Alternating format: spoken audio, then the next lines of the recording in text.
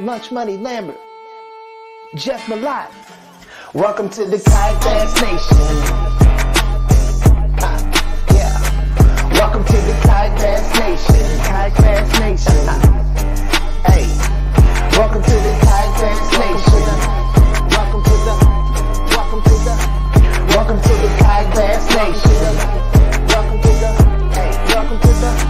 Welcome to the Kayak Bass Nation, where we talk about fishing and competition.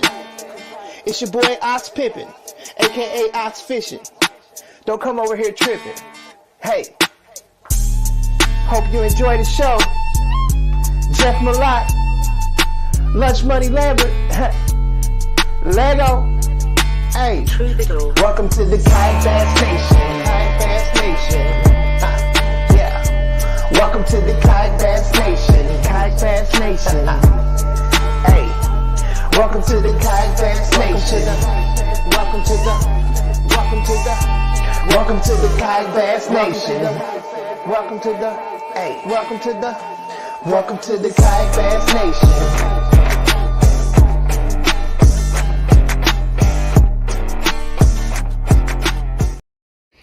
What's up, everybody? Welcome to the Kayak Bass Nation. We're back together, Ryan. Jeff is back. The king returns. Well, you know, I'm light one appendix, but I'm here. I thought you looked a little slimmer, but I didn't want to say anything. To be honest with you, I have lost 10 pounds in a week and a half. Surgery will do that to you. So I'll tell you. Don't recommend going about it that way, but it gets the job done. Yeah, I went for my follow-up today and got on the scale and said, look at me.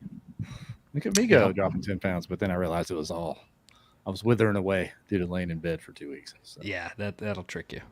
Yeah. So we're back. We're back in action. I'm not allowed to do much yet. Another week, though, and I'm full clear. All right. Clear to go. I'm clear to go. Be back. How was things while I was away, man? How was things with the crew last week? Good. We had, obviously, an impromptu show. I had to do it off of my cell phone in a tiny metal shed in Wilsonville, Alabama. So we're back in studio. Hopefully we will have overlays and things in order so we look semi-professional here tonight. Yeah, that's to be expected. That's always our goal, is semi-pro, at least. Semi-pro, yeah. You don't want to go too far with it. Yeah, so we're talking USA Kayak Fishing tonight. They just had a championship on Lake Murray, the Pan American Championship. If I got the name right on that. We've got Richard Penny on here, who is running USA Kayak Fishing, and then Damian Tao, one of the competitors, and Anthony Garcia, who is also one of the competitors, may join us. He's elk hunting or getting ready to start elk hunting. Supposedly elk hunting. Yeah, so that's what he tells us anyway. Yeah, Anthony and Damian, part of the gold medal winning squad there. So we'll get them on to talk about how the event went and what that's all about. So USA Kayak Fishing, man, I know we just went through Hobie Worlds this summer. USA Kayak Fishing is another national/international brand of kayak fishing, and I know their goal is a little bit different. They've got hopes and dreams of, I think, pointing towards true international competition, like true Pan American game inclusion or Olympic inclusion down the road. And they've been doing it on the big boat side for a while. Yeah, and now they're getting the kayak stuff started. And I know they've had several events over the past couple years. I think they were down in Mexico last year, if I'm not completely mistaken. And where was that other one? In Tennessee, somewhere. Yeah, not Hendersonville. What was Old Hickory? No, I can't think of it now. Richard will remind us because he knows everything. So we'll clear that up. I know it's been an ongoing process. We had the fellow that got it off the ground. Center Hill Lake. That was it. Boom. There you go. I'm on a delay. Yeah, we had the fella on a few years ago when this first got off the ground, and they've been refining how they select Team USA. We'll get into some of that as well, and also some of the other arms. There's saltwater Team USA. There's some other avenues you can go if you want to compete in this. So yeah, Blake Abbey messaged me because apparently there was a Ryan Lambert qualified for the surf fishing Pan Am Championship. Really? Is that you? And I was like, dog, that ain't me. Like, my surf fishing is cast out some shrimp, drink a few beers, sit there and watch the rod and see how it goes. Yeah, and if you're just jumping on with us, man, we appreciate y'all. I know this is a Wednesday night. Damian, Anthony, they're West Coast guys. Richard, they're all going back to the West Coast. We had to give them a few days to get back to their homesteads, or at least where they could get on here and join the show. So that's why we're on Wednesday tonight. So help us out and share it around and let people know we're live on Wednesday. Yeah. And if you're catching this later, we appreciate that too. If you're catching it audio or recorded later, we appreciate you over there. Before we get into that, let's talk a little bit about the Big Bass 250. Before I went out with the surgery, we had Travis on to talk about it, but it's coming up. I mean, end of this month. Eco Fishing, the presenting sponsor of the show, Big Bass 250. What do you think, man? Are you feeling the vibes about that growing? I just talked to Marshall about it today. I don't think he's going to fish Caddo, so he was talking about coming out and jumping in that. So, I mean, that's a lot of money to catch one fish. I don't know how many people gamble, but I feel like that's a pretty good gamble. Yeah, it's 250 max can get into the tournament, number one, hence the Big Bass 250. But 1 in 250 shot catching that big one. If you're the one that catches the biggest one. Yep. If it's full, your odds could improve. Yeah. So there you go. The Table Rock. I'm sorry. Lake of the Ozarks is a kind of place that is great for throwing big swim baits around docks, clear water, big spoons, all that kind of stuff. Which seems like what you would want to do, trying to catch one big fish all day. So it should be fun, man. It should be fun. There should be some big ones caught, and then the overall winner, they'll win some money too. And of course, the after celebration that Eco puts on, that the crew puts on, is going to be fun. And then I think you and I, Ryan, are tasked, or you're the party planner of Got it. Done. Of the after party from the weigh-in. Don't go, win your prizes and leave. Stick around, play some cornhole, listen to some music. I'm trying to get Western Sun to send us a pack up there. So we're trying to make it happen up there. Just have them send a truck. Yeah. Just a big gas truck. A box truck. Probably. Watermelon. Like a U-Haul fully. If it has a nozzle, that's a plus. Prickly pear box truck will be good. There we go. So yeah, Eco Fishing Shop, man. Go over there. You can put a deposit down. You can pay the whole thing, whatever, to join the Big Bass 250. It's going to be a huge, fun kind of season capper of an event. So should be a good time. I already mentioned Western Sun, the other presenting sponsor of the show. They're gonna have a presence there with their stuff. I know Pro Guide's based out of Missouri, and they're gonna have some product given away because Eco carries their stuff. Pro Guide's a big supporter of kayak fishing in the region, so they're gonna, I'm sure, have some stuff to give away there as well. We're giving away some stuff tonight, some Revos, and a cigar. Yep. So we're doubling up. Yep. I didn't have a wheel of death last week, so. Yeah, you can't win twice. We'll just draw. Once you're drawn for one, we'll take you out, and then it'll be up to the rest of the folks. But at the end of the show, we'll come up with a hashtag, and you can win a pair of Revos and a gift pack. Should be good. Elvis Lee in the comments talking about Big Bass 250 is an awesome event. I watched Elvis win a kayak last year. Hopefully he repeats this year.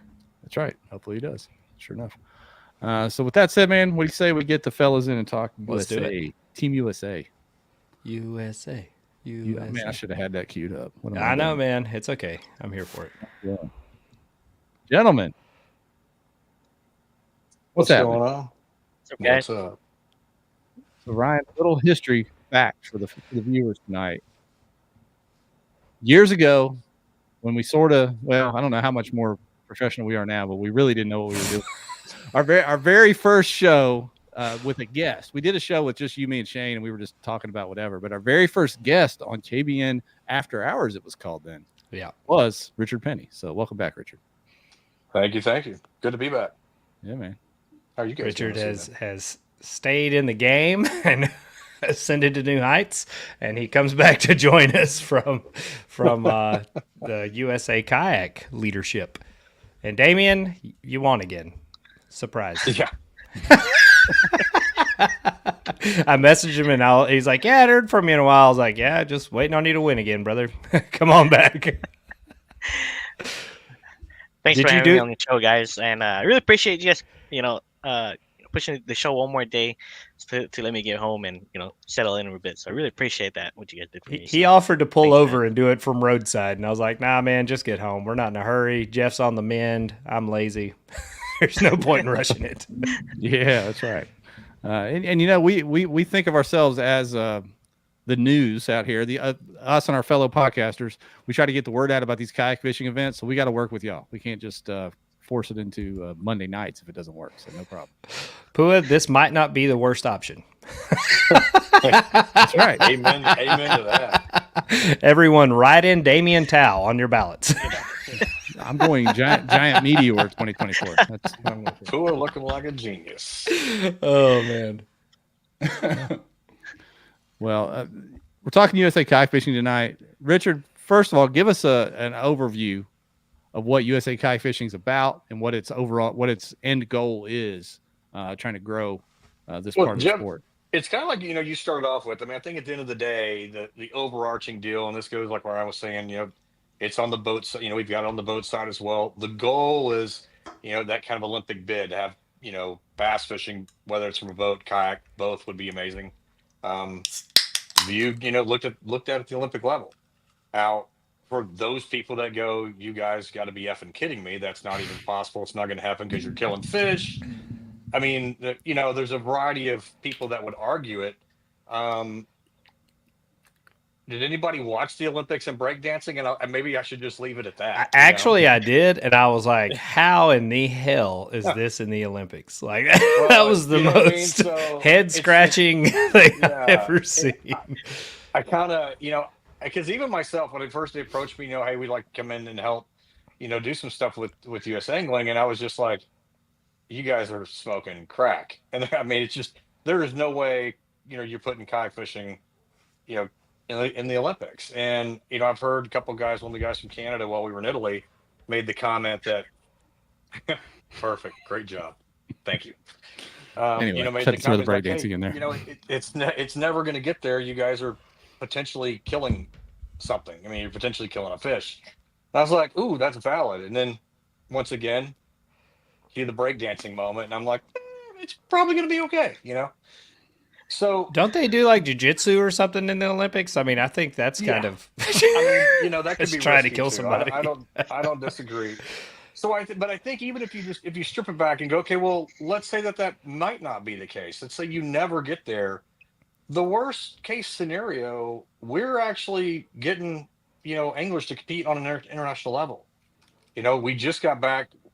Damien, what was it, 3 weeks ago? We were in Italy, fishing there, against some other countries, which was an amazing time. Unless you're trying to catch perch as an American, it was not amazing. That's another.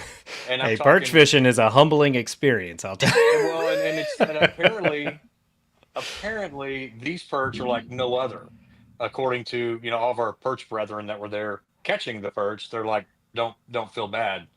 But if it was a bass tournament, just for the record, we would have won, because it was a combined. It was a combined. You had 5 fish and 5 bass and 3 perch per day, and well, we came in 4th, and we only missed getting a bronze medal by like 2 fish.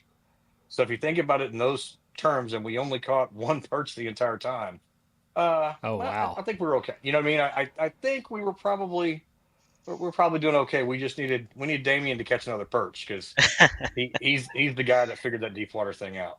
Cody O'Neill is in the comments, and he will catch all the perch that you want. He's my PBR bull buddy. Knows nothing about fishing for anything, but he always tunes into the show, and I appreciate that. Yeah. So, but I mean, if you look at it, at that level, we are, getting these guys out to go, do something that's not normal. And we just did this Pan American down at Lake Murray. 10 countries there fishing, which was an amazing time. We did pretty good there, which was great for us. But watching all these anglers get together, just the camaraderie at the end, and during the event, I mean, practice day was ruined by, silly thing like a hurricane. Yeah. How did that go?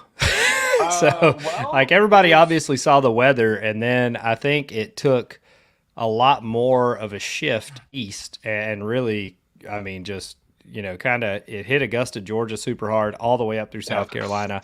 Obviously, western North Carolina and eastern Tennessee got drilled by mainly the runoff and stuff. Like, did y'all, I mean, it canceled a practice day, but did you have any effects in the tournament? I think the biggest effects of the tournament were we had to change our launch parameters. We didn't have power, that first night going into day 1. So that was obviously a bit of a challenge for people, no power in the hotel. Hot, crappy night in a stuffy hotel room. A lot of people staying up late to get their batteries charged, their phones charged, things you just kind of take for granted. And then the shift that it made, because the people that had been in early to pre-fish, we pretty much had to close that area of the lake off, right? So it cleaned the slate for everybody. And then, love of God, you get water running in there like it's going out of style, and it's not clean, right? So you're fishing in mud, until you get down to the southern part of the lake. So I think that for us was the biggest dynamics. And then the first day of the tournament, probably midday, we got power back at the hotel, and we got guys launched at a variety of ramps that we kind of picked out five locations and said, here you go. Open launch style, which is abnormal for the format, but it all worked out at the end of the day. And you think about it, the thing that initially we were told from the county is, you guys are gonna have to cancel this tournament. Really? And yeah, and we spent some time driving around, on Friday, and there was a lot of devastation. I mean, I'm not talking North Carolina stuff, but you had trees down and homes. You had roads blocked. There was a lot of damp power lines. And down, they were lots of telling that you, power. like, because of water conditions, you might have to cancel it, or what was their logic I on think that? their logic was they're closing boat ramps down. They weren't sure how the winds were going to continue on the lake. It was just really a safety deal. Gotcha. And so we really just paid attention to the weather, to be honest, Ryan. I mean, that was the deal. Pay attention to the weather. How can we adapt? I mean, if you take us out of the equation, you got 9 countries that have spent a lot of money to get Yeah. here and fish. The last thing you want to do is cancel. Oh, yeah, that And would so, suck. yeah. That And would so be terrible. how do you pull this thing off, make it safe? So, I mean, we had to pivot. Our opening ceremonies weren't at town hall; they were in the restaurant at the hotel, which you know, you know, didn't allow us to do some of the things that you want to do during more of a formal opening ceremony with all the national anthems and that kind of thing. But I just go back to, at the end of the day, we were all safe, and everybody that was going to fish got to fish, Saturday, Sunday, and that was the key. Damien, what did you think about the event itself, as far as, having different anglers from all around the world kind of together, that kind of aspect of it? Oh, it was amazing. A lot of new faces, and some of the faces were very familiar. I've seen them at the previous one as well. It's these kind of events are always fun. Always meet new people and stuff like that. And with the hurricane going through, the tournament was ran really well. Everything went pretty smooth, other than the no power thing. But if you really think about it, we actually had it better than everybody else around. Because nobody else had power other than the hotel. So we actually had it pretty good. Yeah, but other than that, you know, having the ramps being to open launch to 5 ramps definitely changed the game plan, because me and AJ was up there on Monday to practice, and basically everything that we had practiced was out the window. So it just started out fresh, just like with everybody else. So it's a very even playing field. So yeah, it was really done very well. Of course Very it good, was, very good. Richard. Of course it was. He's been at this for a 60% while. of the time, Turns out. 60% of the time, I can do it right every time. Damien, I've got the website pulled up here for USA Kayak. You're the cover model for USA Cover Kayak. girl. He is. Right there, the cover photo. But what are your thoughts about the viability of this? Obviously, you're involved in it. AJ said he practiced with the enemy. Yeah. You're sold. You're sold on the idea of USA kayak fishing. Obviously, what do you think as far as the viability of it moving forward, growing, becoming possibly a true international sport outside of the competitions that the organization's organizing, but looking at Olympics, Pan American Games, things like that? Yeah. So it's kind of hard to say this. Okay, so from my point of view, is like I've never thought I'd be able to travel outside of the U.S. to fish, and U.S. Angling definitely gave us the opportunity to do that. And you know, I've never thought I'd be able to go to Italy and fish, or do any kind of traveling at all. And it just every year it seems to be just getting better and better, more anglers, more interest, and it's just really growing. And I really hope we do get to that point someday in the future. And and it seems like it's going on the right track right now. And just meeting all those people, everybody's excited. Everybody's so prideful of their nation. It's just an amazing feeling just to be around, and I really hope it does get to that point. Do you think that the U.S. would dominate it for a while, like basketball, and then slowly fade over time, or will we hold on to it forever? Uh, there's some really good competition, but I'm pretty confident we're gonna hold it for a while. All right. If it's bass fishing, I'll say this for the international competition stuff. If it's bass fishing, you stand a pretty good shot at it. But when you go for like those kind of off the wall species, and not even pike and muskie, like we had anglers on Team USA that had experience, pursuing those fish, but the way that they fish them over there in those lakes and stuff, like they'll spot a pike, off side scan in 200 feet of water and drop down a swim bait on it, kind of like vertical jigging almost. And like, that's the kind of stuff until you're there and you watch what people are doing. When you go into it, you have no clue that that's how you would even try to target those fish. Like that blew my mind. I was like, there's no way that that's how they catch these fish. Yeah, yeah, and that was one of the really cool thing, right? So, like Richard said, we just came back from Italy, and the one thing that was really brutal for us was the perch, and it was quite hard to figure out the perch because what you think perch would be up shallow and throw like crappie jigs and catch those guys, right? But that wasn't the case for this place. The perch seemed to be anywhere from 60 to 100 feet of water, and you'd have to drop shot with at least a 1 ounce Yeah. weight. So it's definitely different. And if you're scoped, they're extremely hard to pick up because majority of the fish that you scope out there are junk fish. There's a lot of tench, there's a lot of muskies, there's a lot of bass out there. Even some of our bigger bass that we've caught, we're in about 60 to 80 feet, and there's just a bunch of random junk fish out there. So yeah, like you're saying, it's just much more different, and it's really cool to see how the fishing is in other places and how the fish are actually on that body of water and how they act.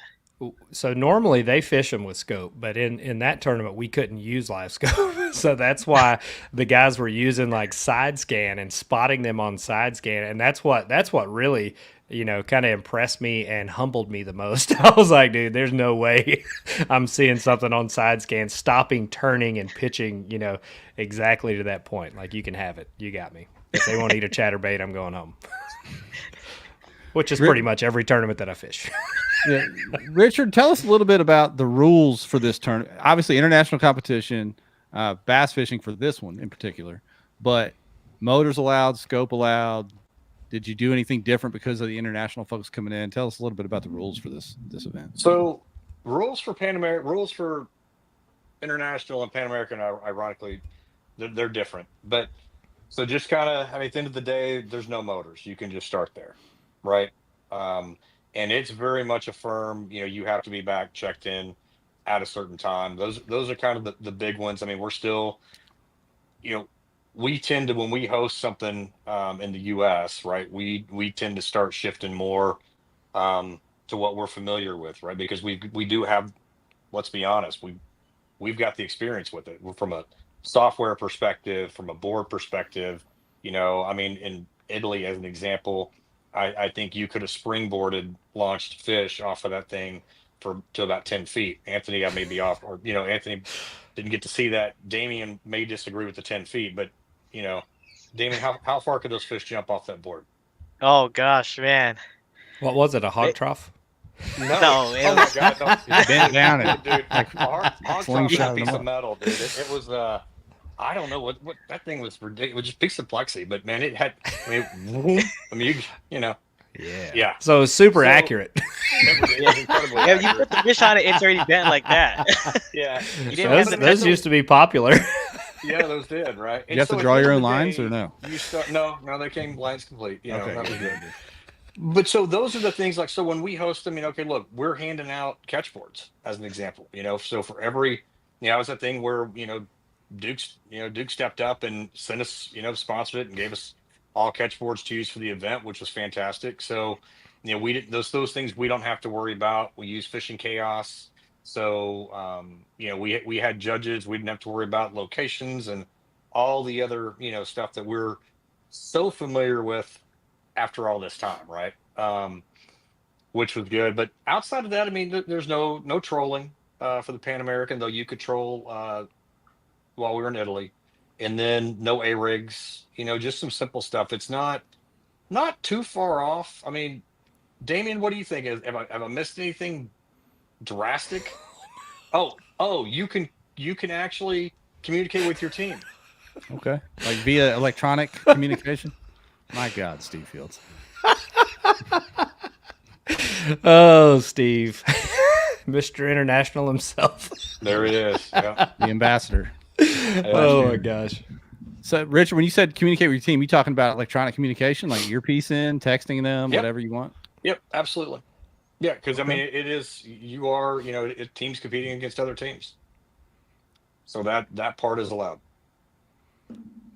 I would assume Okay. they use standard measurements, Chris. I could be wrong. You went by inches and not We did centimeters or millimeters or while whatever we they were use yeah over there.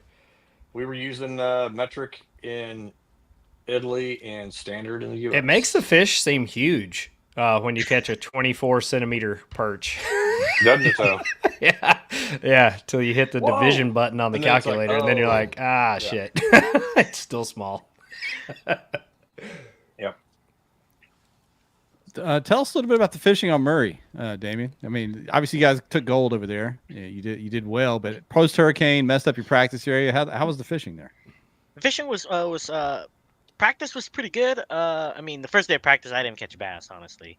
But the format, the thing Sounds was, solid. yeah. I mean, fishing was good, but I didn't catch a bass. You know. But the thing is that it was 4 bass and 1 striper is for your daily Oh, diet, okay. right? Threw the whole striper So in there. yeah, and so first day I spent majority of my time looking for stripers because stripers, if they roam a lot, so you got to figure out if they're back in the pockets busting or they're in the channels. And immediately the first day I spent majority of my time looking for them and figuring out if their eating patterns similar to like the stripers we have here in California, which they're very similar. And that was first day of practice. And the trick to catching those guys was anywhere where there's a deep channel, a channel swing around the main lake. That's where they're going to be at, and they were anywhere from 30 to about 65 around there, and you could find them just loaded. Very hard to catch, but if you were burning spoons, you can catch them. They weren't biting on the Ah, spoon, I pop. knew, I knew the spoon was gonna come up. I Yeah, knew it. yeah, they'd react to it, but the trick to catching those guys was really just burning it to trigger them, and that was the only way to catch them. And but the bass fishing, the following day we did some bass fishing. Of course, we went and beat docks around our lunch, and I figured everybody's gonna be doing that, so I didn't want to do that. Try to look for some offshore rock, and Murray was very different. It didn't have a lot of offshore rock piles or anything like that. It's just really plain. A lot of it just dirt. A Yep. lot of these fish don't glue to the bottom. They are almost all the time seems like they are chasing bait all the time or roaming. So it was very hard to get on those fish.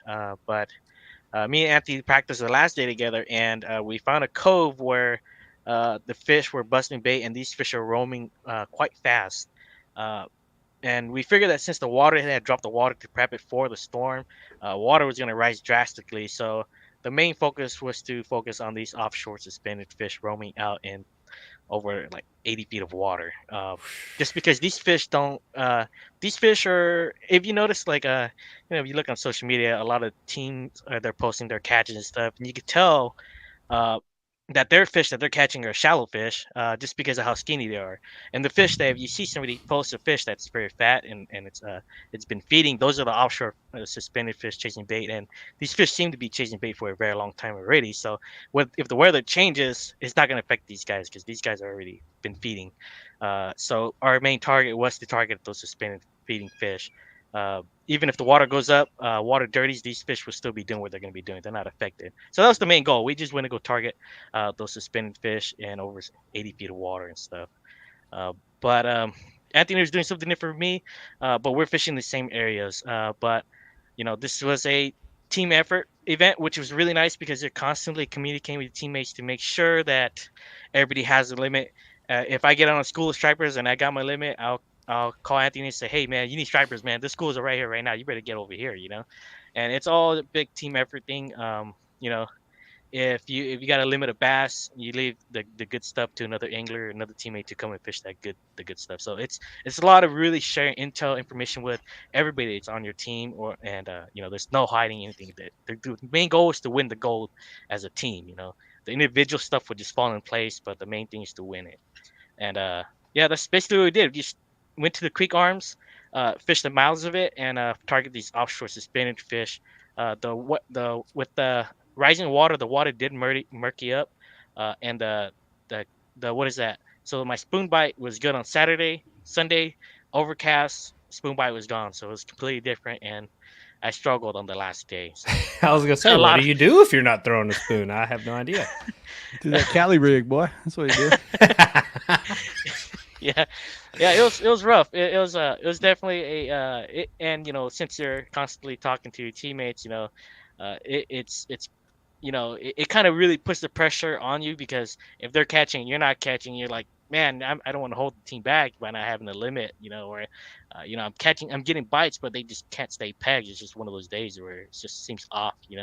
How much did that influence, man? Did the team like all of a sudden everybody's throwing spoons because Damien's on a spoon bite, or did they just take that information and say, well, I hear what he's doing, but I'm going to do this, or did everybody kind of get on the same page, same pattern, or how'd they go? I'm gonna jump in here real quick. If you go down to the lobby of the hotel like 10, 11 o'clock at night, all you see is Damien sitting on a couch and people walking by. Hey man, can I get some of that? And he's passing out spoons. Trading The cash. spoon man. Speaking of Seattle. Yeah, speaking of Seattle earlier, yeah, that's a shout out to Jake. Yeah, he's probably listening. Different to spoon, I think. Yeah, clearly. Oh man, that's awesome. So when you had to make your adjustment, what did you do when the spoon bite disappeared? So when the spoon bite disappeared, right? Anthony caught one on the top water, and then he told me that hey, these fish that are on these that we were catching the spoon, and what he was throwing was a kitech through these suspended fish that they're willing to come up for the top water. So I started throwing top water. Took me roughly around 2 to 3 hours before I landed a fish. I got a few blowups and I caught some huge gars. Caught my first gar, and that was kind of like a nightmare. You're trying to get your lure back from that guy. But yeah, they got a lot of teeth on them. yeah, they're fun to fight. If it wasn't a tournament, it'll be great fishing. After that, through the top water, and and I think one of the things I messed up was on trying to upgrade my striper early because I was on a huge, massive school of them. But I was just catching clones. Eventually, I ditched that. Burnt a lot of time doing that, catching stripers, and then the top water died for me. Missed so many fish, and then of course just pull out that drop shot and threw out some suspended fish around trees. We had seen we had graphed a bunch of and marked a bunch of trees, standing timber, and they had a bunch of bass in them, but they wouldn't bite anything. They'd follow your baits and stuff, but they wouldn't bite. But I was fortunate enough to get one of those fish to eat, and then that was my third keeper. And since we're so far away, I decided to just run back in. I was like, you know what, at least I got 3 keepers. So as I was running back in, I was running by a point. It was all blown out, but I threw the drop shot in and I caught my last keeper and I ran in. But Margarita Mutilator just saved me. So go figure. Did it for America. You will like. I'll tell this story too. So middle of the day. So Damien normally as he catches a fish, he loads his fish. Right, he's not sandbagging. Right, that's kind of the deal. And I knew that he and Anthony had gone out together, but suddenly Anthony, who will normally load fish later, I see all his fish are now coming in. I'm like, wait a second. I've only seen like a couple fish trickle in from Damien. Man, is he okay? So I called him just to check on him, right? I'm like, hey, man, you doing all right? And at this point, fortunately, Team A had such a commanding lead. Damien didn't need to catch another damn fish, to be honest, right? Because the other teammates had caught enough. We were good. It wasn't going to be an issue. And I was just like, man, just relax. Just fish, have a good time. That is not what he heard. I had 7 people around me hear me tell him that, like, man, that's really cool. You just want to. I'm like, we're good. He just needs to relax, have a good time. Damien, tell him what you heard. You said for me to put my head down and grind. So I was like, no, because the reason why Get to work, Damien. God. Yeah, that's exactly what it sounded like. You're letting down America. Yeah. Richard said, we're on the verge of World War III over here if you don't catch this fish. You just hear like the voice of like disappointment. I'm just like, dude, man, I'm sorry, I'm trying. It's not like I'm not fishing. I'm casting. I didn't even stop to upload fish when I had fish. I'm trying to keep casting. But that's how it is when people, like when you're in a tournament and you're stressed out and you're not doing well and people are sending you encouraging messages. It's like, upload your fish, quit sandbagging. You're like, God, jackass. Like, I hate everything right now. Like, my You can boat's do it. broke. My reel's backlash. Like, shut up. Well, yeah, and that's the thing, right? It's like, man, do I call him? You know what? Just I don't want him to stress out. We're good. He should just relax. Don't even worry about it. We're good. Nope, not what he heard. Not what Yeah. he heard. It Coach is up my worked. ass with a ham and cheese sandwich. It, Well, it whatever. He worked, caught though. fish. I mean, you Yeah, can't we're argue fucking with the champ. results. No, I would not at all. do it again. Not at all. Well done. Well done over Yeah. there, Damien. Yeah. Yeah, it's a really fun format. It's just sharing information. You got to make sure all your information you're sharing is correct. You know, it's just, yeah, it was just so cool to just hang out with everybody on the USA team, and then everybody's asking, hey, where are you finding this, or were you getting bit on this? First day I caught some good fish on a shaky head, and that wasn't something that I was planning to throw, but some of our anglers like Jake and Trisha, they caught fish on a shaky head. So that was one of the things that I tied on and kept tied on because there was a good shaky head bite.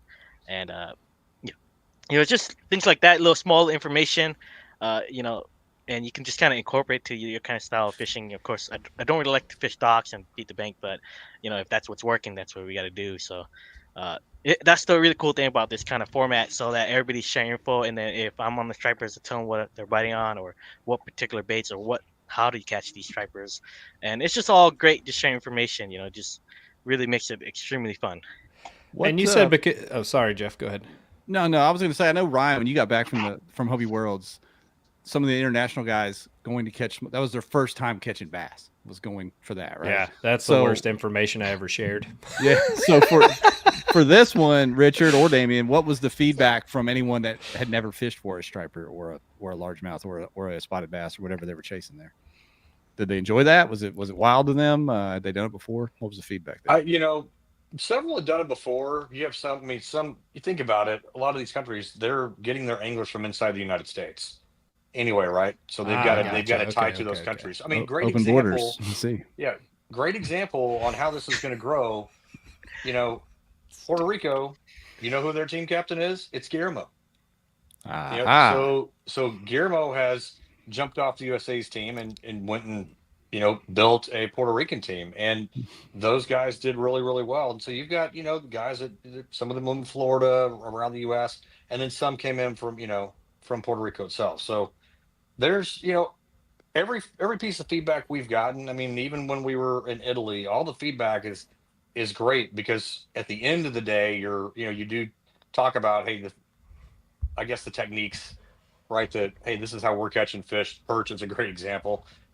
We got some good lessons learned after the event, and I think we ever go back to do something like that, well, we've got some other options. May or may not be making sure every single boat's got life scope on it, as an example, to start with. I think I mean I'm either all in or all out. I don't care as long as it's a level playing field. But absolutely, it was very difficult trying to spot suspended fish in 300 feet of water without life scope. Well, I just had to find grass.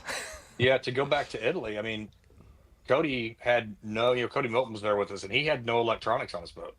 Dude, so me and Marshall were talking. I didn't know Cody still fished. I looked at the results. I was like, Cody freaking Milton came out of retirement and fished this thing. I had talked to Cody about it last year, and we've just continued to discuss it. And because he was qualified to fish both, for us, both this and the Pan American, and then going back to the Worlds, and with work, aka the man, the myth, the pickleball instructor, legend, right? He could only really get that one time off. So I'm like, well, you take your pick. You want to go to South Carolina? You want to go to Italy? And he's like, oh, come on, man, let's go to Italy. So, but naturally. I mean, that was naturally, that was a great time, but he had no electronics. So we just had to understand up front that was not going to happen. That him trying to find perch deep was not really going to happen. So he just focused on fish and trying to continue to upgrade those. And I think was it day one of practice, Damien, that Russ didn't have electronics at all either. Yeah. So so that was a struggle as well. That was an interesting drive into Rome and battling the language barrier to get a cable for the Garmin. But all makes part of the adventure for sure. So, talking about all these teams, Richard, explain to us how these teams are built. What the is there a standard qualification process for each country? Is it still being refined and worked on, or how's that looking, and how's that look into the future? So the other countries, I don't know how they're building their teams. I think it's all independently done. Who they can get to, who's available to fish. Obviously, everyone's going to try to get the best qualified angler. Cuba, as an example, though, had two guys on one of their teams that had frankly never been in a kayak. They were great bass fishermen, but they'd never been in a kayak. So, food for thought on that one. But they went out, had a great time, and caught fish. You know, Whereas, when you go to the US side, I think when they started this in 2019 back on Center Hill, the first one, I think if I'm not mistaken, Eric Jackson kind of put that thing together, help doing that whole thing. And I think that was one where you saw a variety of people from Jackson Kayak. I mean, it was just like whoever they could get to fill that team at the time. And then after that, they started kind of, let's go get this person. This person's a good, that kind of deal. And then going back to last year's Worlds that we did at Center Hill again, they had asked me what my thought process was on how to pick the team. And I said, well, you go get the top anglers out of Bass, and you go get the top anglers out of Hobie. That's how you start this, and they'd promised EJ already had a standing spot on last year's team. So everybody else that was on last year's team, we picked out of, that's how we got them. And actually we weighed because KBF still had a bit of a trail going at the time. So we put KBF into the mix, but they were weighted. Hobie and Bass were weighted 2-1 over KBF. So that's how we came up with last year's team. And then took the top 3 people from last year's team and brought them, took them to Italy. And then this year for the Pan Am, we did a qualifier. And that was I got that kind of the same way. I took Hobie's, top 50, Bass's top 50, took some top 25, took top 25 out of KBF as well. And then took the top 25 out of the West Coast championship. So just try to fill that out. It's not perfect. I'm sure, everyone could argue that, man, you could have done this better, this better, this better, but it's kind of hard to argue with the results when you're just starting something too, and that's something that I think Bass is a great example, right? Hobie came out of the gate and hit it running, and I felt like there was a huge void at the time when they came in, and obviously AJ ran it, superbly. So it drew everybody in. But with Bass, it was a slow build, because you had Hobie, you had the powerhouse that was doing everything right, that was already there. Like, it takes time to, to develop these things and sharpen your pencil, learn from not necessarily mistakes, but areas that you can improve. And you have to keep at it, right? Like, I feel like a lot of these new series and trails fizzle out within 3 years or so. Like, I feel like that's the breaking point. First year you can say growing pains. Second year you have to improve. Third year, if you don't improve, you might as well close up shop, because absolutely, you're not getting any better. I think that's a fair assessment on it. So but that is the deal, right? It's continued. Hey, what are our lessons learned? How do we continue to get better? Going into this next season, are we, number one, right now, we don't know where the next Pan American is going to be, because it shouldn't be us hosting it. It should be somebody else. So we don't know. And that it could be Puerto Rico, but Puerto Rico could, somehow host it inside of the US, like in Florida, as an example. If that fit the bill, that's what we had to do. So, we've got to figure that out. We still need someone to step up, and some other country to step up and do the Worlds for next year as well, because the US would probably be the following year. We think we've got a plan for that already. So, how do we go about picking the team for next year? And that's kind of out there yet. I'm still kind of looking at it and seeing what's the best method to the madness.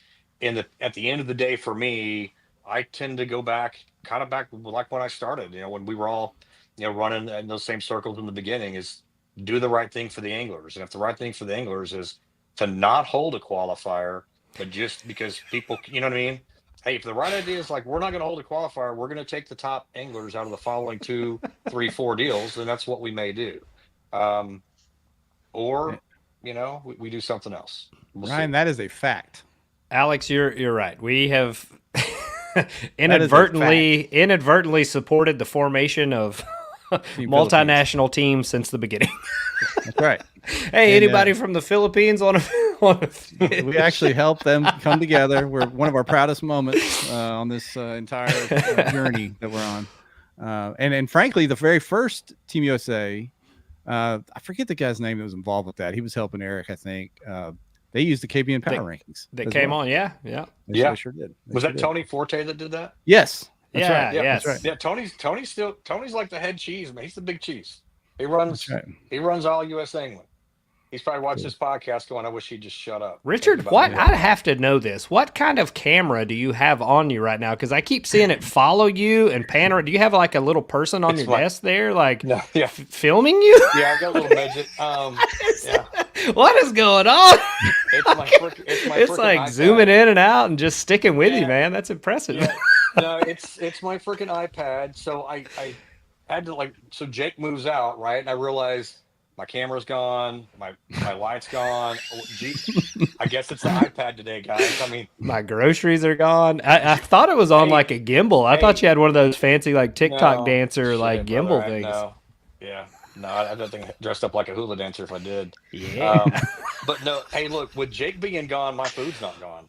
That's right. That's what I was going to ask. Did he take the food with him? No. He's got his own. Well, that's good. He's growing up so damn fast. I tell you what. Yeah, he is. Real quick question for Mr. Forte, Richard. I'm going to put this on the screen because I know Josh Evans is watching. He'd probably be interested in this with me. As I get older, can't get in the kayak as much. How do I get on this team? Because I found this on the website, the USA Street Fishing Team. Street fishing. Boy, is that like you towed a 9mm with you, and if you see the ops out there, you freaking blast them or what? I didn't even know this was a thing up until welcome to street fishing, cuz 6 months ago. Yeah, I mean, I went on that. I mean, if I do 23andMe and I find out I'm like 1/8 Canadian or something, can I form a team? Ain't no hole buzzards in street fishing, son. Yeah. You be in the ditch. I love I'm that. the wrong guy to talk about this. I know that's what Josh was thinking when he saw it. I guarantee it. 100%. Guaranteed. That's awesome. Yeah, but we do have a saltwater team for anybody that's wanting to kind of get on that. Robert, you have a saltwater team and what was it? I talked about it earlier. No, it's like a beach fishing team or something like there's a surf team. fishing. That's it. Yeah, that's what I was trying to think. Beach fishing. Whatever, hell, I don't know. That's where the beach is. You got boats. You got surf. You I got thought that was freshwater, Ryan. saltwater kayak. You got street fishing. You got fly fishing. I don't know. We can probably make some more stuff up. Look at that surf casting team right there. Now look, kite fishing. You have a kite fishing team? No, there's no kite fishing team, but you could probably start one. Not yet. No. All right, I'm digging all this. It's very cool. Yeah. Ice fishing. We got it all out there. Ice fishing, dang, dude, I would be so good at ice fishing. Sit out there in a little cabin, drink liquor all day. Yeah. Wake up and squeeze a little fish through that hole. Yeah. Yeah, there you go. My Lord. Question from YouTube. This is one I wanted to get on earlier. So talking about the equipment, I heard you guys talking about electronics, things like that. Chris asks, is it Hobie kayaks only? But I'm assuming in general, is it BYOK? Bring your own kayak to these things, or are they provided?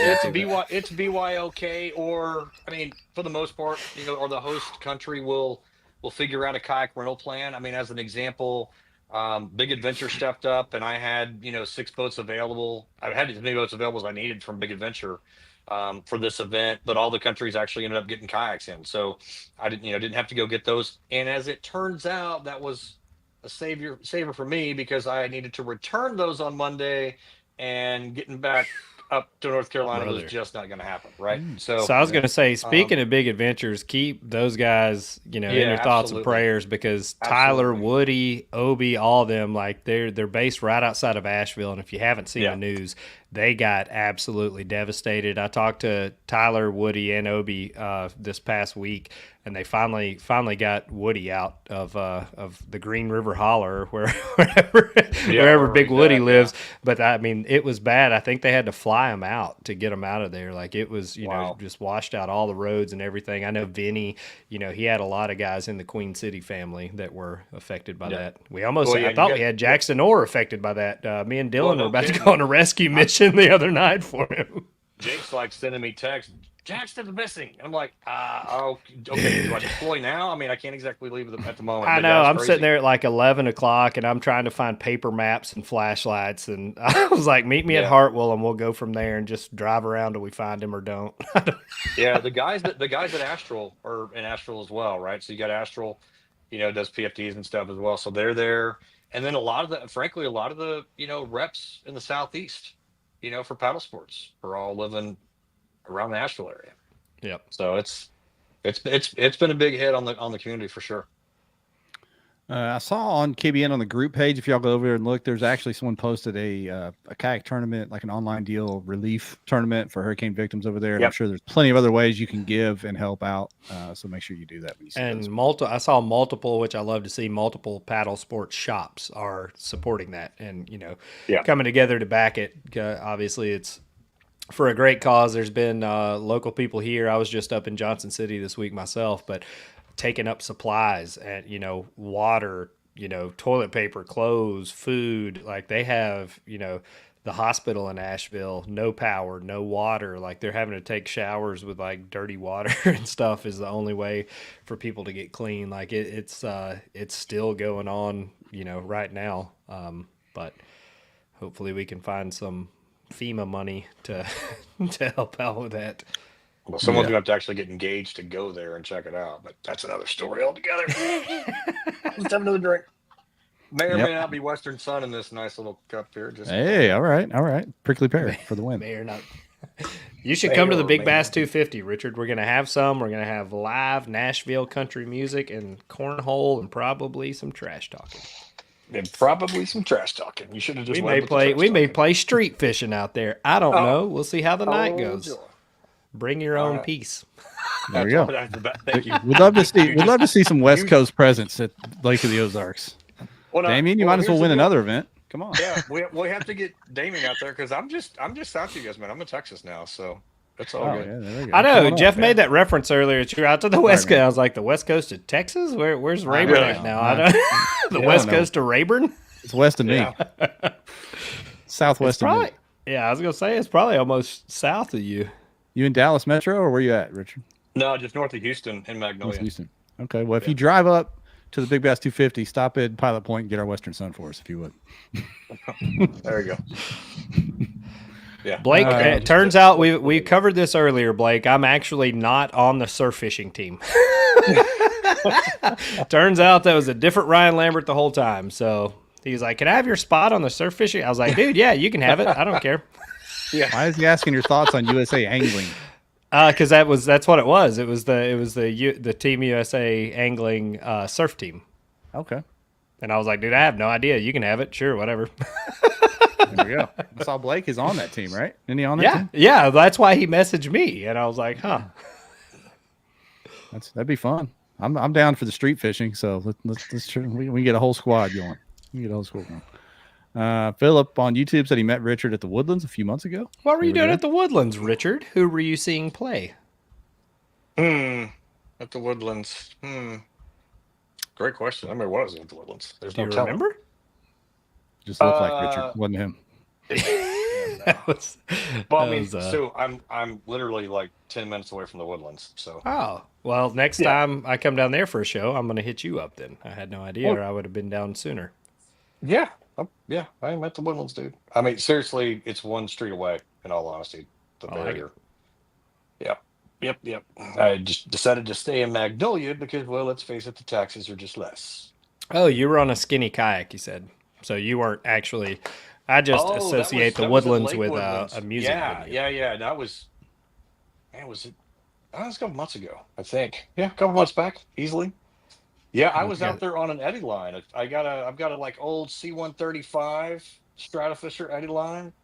It's got a little Newport on the back. I was jamming on that thing. Throwback Thursday, back in Yeah. the Eddie line. Yep. Yep. Got back in the netty line. Damien, what do you have left for the year? Do you have any big tournaments left on the docket for this year? No, I think only thing tournament I have left now is just Kayak Bass TLC, I believe. But other than that, I think that's pretty much it for the season. Where are they having the TOC at? I believe it's Tolik, Lake Tolik. I wish I knew that. Richard, do you have any information on that lake? That's actually one I haven't been on. Ironically, when he said it, I was like, "Oh shit, somebody!" What I know, good pick, Kayak Bass. Yeah, way to pick old the James, sleeper. Old James just like here, let's pull one. James pulled one in. They just filled it up last week out of someone's swimming pool. There we go. There you go. A lot of fees to fish it probably over there. Yeah, and shout out to Damien's YouTube channel, man. If you're a kayak angler, you probably already follow him on YouTube. But if you don't, he's got one of the best fishing YouTube channels going. So get over there and follow him on YouTube as well. Get some of that juice. Well done. He's got a great one. And Jeff, to back that up, no kidding. I'm sitting in Italy across from a couple guys from Romania, and so I've got Russ there with me, Cody, and Damien, and that's a pretty good crowd to be in. And all the guy can talk about is Damien's YouTube videos. That's right, man. YouTube is the way. Yeah. Yeah. The other two guys are good. All about Damien. I was cracking up. Yeah, Russ is a stick, but I don't think he knows how to even operate YouTube. So if he did, he'd be big because the dude can catch him. But Russ doesn't give two damns about social media. I'll go ahead. Yeah. I'll go ahead and tell you that he is out there to dominate fishing tournaments, and he has obviously proven his point with that. Sure enough, man. Sure enough. Yeah. But guys like that are that talented, they could sure crack the code over there on the socials. Make a little. I think I think there's two sides to all of it, and I think when you find somebody that has both, a double-edged sword there, it's really hard to beat from a marketing standpoint as far as like sponsors investing into them, because you're not only getting the tournament proven success side, but you're getting constant content coming out of them. Absolutely. I will give a shout out to AJ though, on the Filipino team, because that dude's like a legit chef, and all we got up until they lost power was photos and videos of all the damn food those guys were having. I mean, it was gourmet meals every night, right? Those cats did it right, and I may have had some stuff delivered, so I was that stuff was amazing. You DoorDash some stuff while they're eating 5-course meals. I did DoorDash a few things with those guys. Yeah, we are all the way international. We had Humberto in the comments from Mexico earlier, from Monterrey, Mexico. He gave us a shout out. So we have transcended borders here tonight. That's it. That's what we do. It's Kayak Bass Nation without borders is what we call ourselves now. There you go. Yeah. So before we wrap this thing up, Richard, explain to us. I know putting on events like this, getting anglers to places, it's not cheap, it's not free. How does USA Kayak Fishing? How does it garner support for the anglers to put on these events? Is it sponsor driven? Are there ways to donate and support to this? How do you garner support to keep this growing?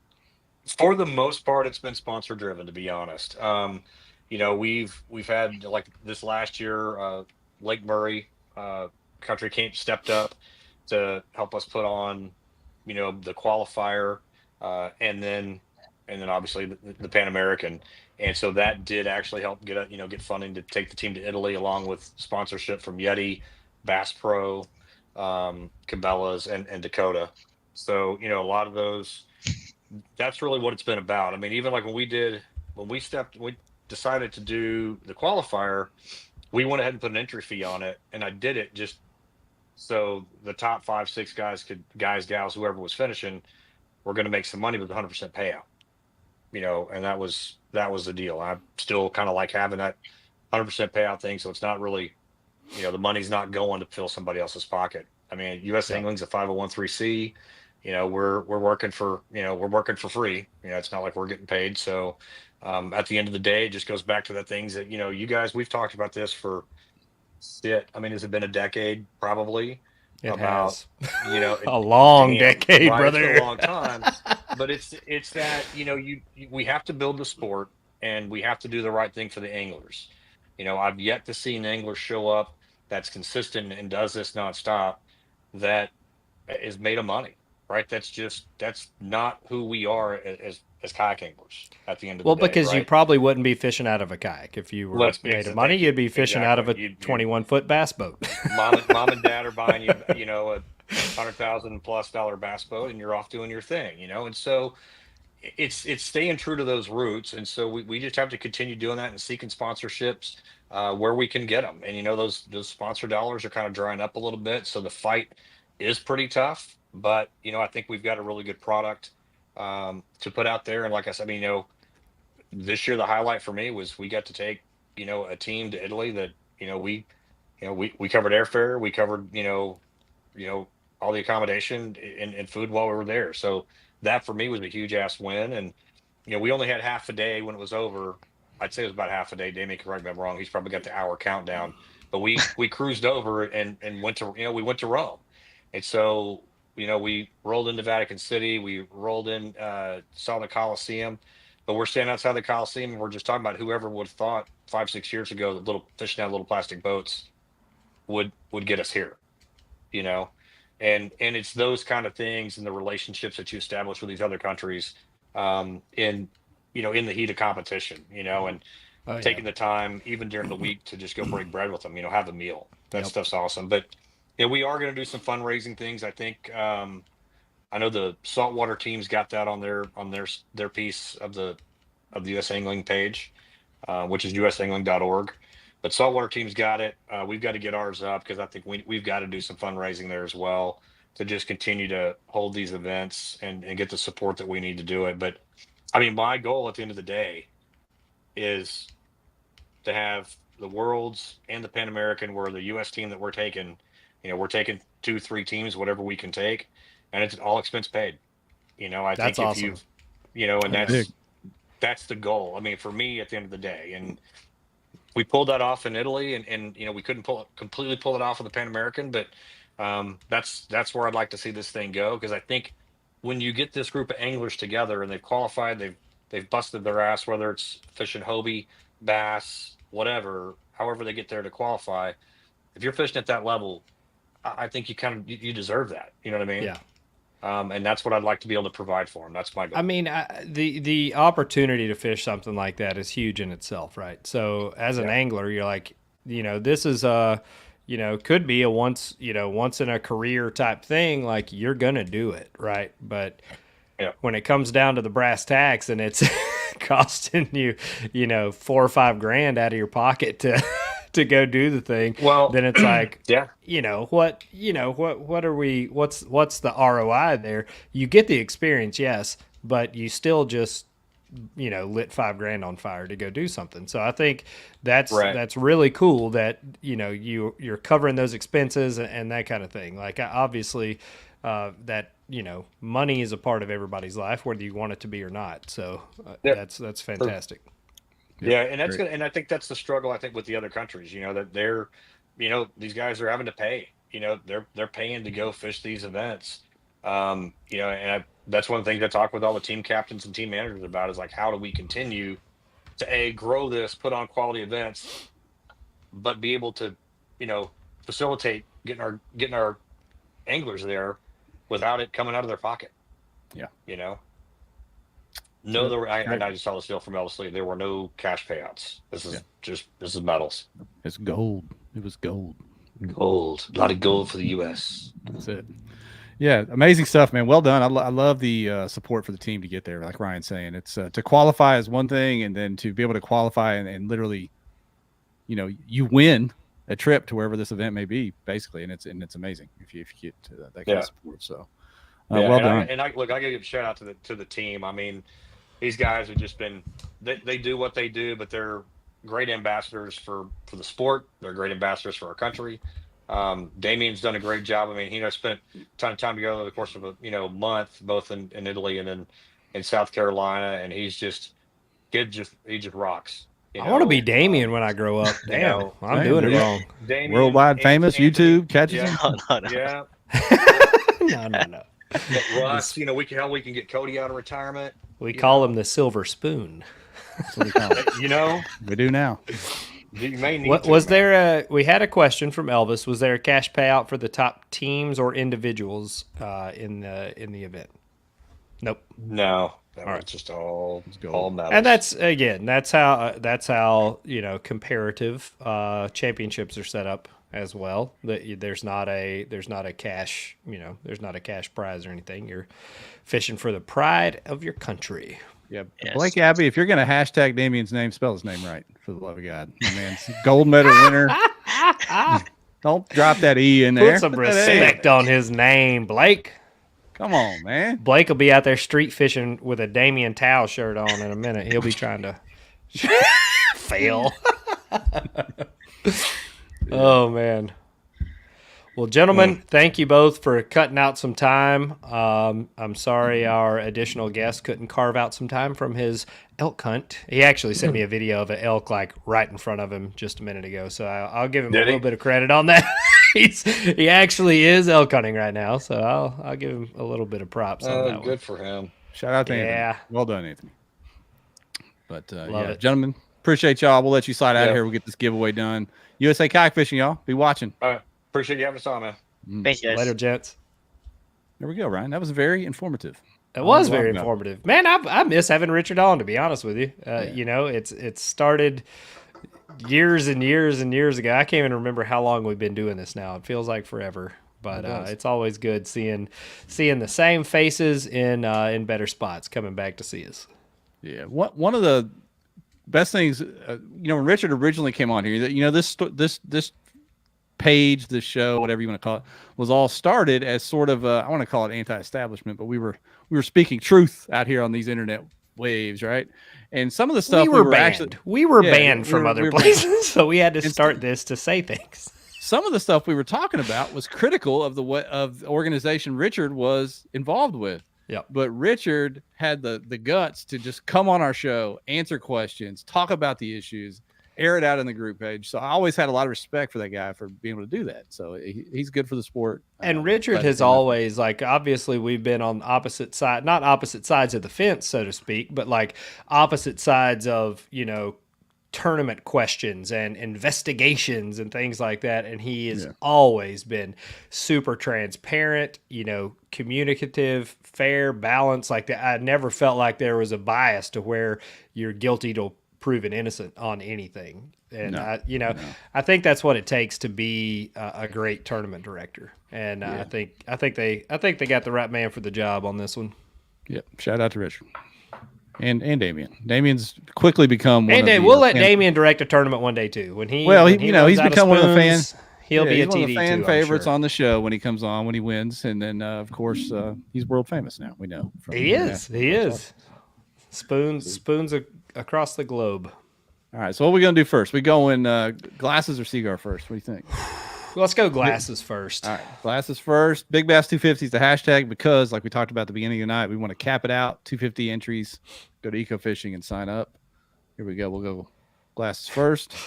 Scott says Richard was the best part of KBF. I think Over. I think that worked itself out. Anthony Lewis. Anthony, slide in KBN or Jeff's DMs, and he will shoot you the code over. There we go. We're going to draw again for the cigar pack. Dun, dun, dun. Bam, here we go. Who's it going to be? I saw Blake's name fly by. Who's it going to be? Boy. Who's it going to be for the cigar pack? Could you get him a big spool for surf? Chris, man, this dude. Golly, dude. Chris has won like 98 giveaways.